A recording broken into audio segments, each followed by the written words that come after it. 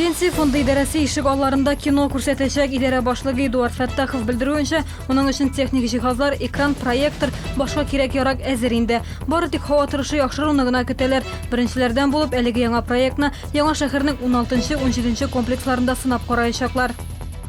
Татарстан прокуратурасы Ремэкстрой ширкәте тарафынан төзелгән барлык йортларны тикшерәчәк. Әлеге компания Омск казармасын төзекләндергән булган. Бина җимерелү аркасында 23 кешенең гомере өзелде.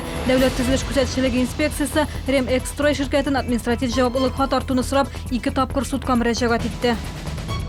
Бакчачыларга базарларда бушлай сәүдә итү урыннары бирелде. Комсомол, Автозавод һәм Үзәк районнары базарларында 150-гә якын урын билгеләнде. Меценатта 30, Тулпарда 15 урын. Моннан тыш Фонтан, Кама һәм Октябрь сәүдә үзәкләрендә дә махсус павильоннар бар. Бакчачыларга моның өчен базар администрацияларына мөрәҗәгать итү кирәк.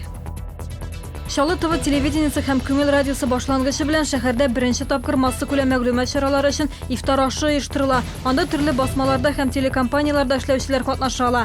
Дини мәҗлес бүген сәгать 7-дә Аш-су ресторанында узачак. Ифтарда Чаллы шәһәре имам-мөхтәсибе Әлфәт хәзрәт тә катнаша. Быел ураза гаете 17 июльгә туры килә. Чаллы имам-мөхтәсибе Әлфәт хәзрәт әйтүенчә, мәчетләрдә дини бәйрәм иртәнге сәгать 8-дә башланачак. Бәйрәм вәгазеннән соң гает намазы укыла. Бу һәм башка хәбәрләр белән тулырак яңалыкларның кичке чыгарылышында 19 сәгать 10 минутта таныша аласыз.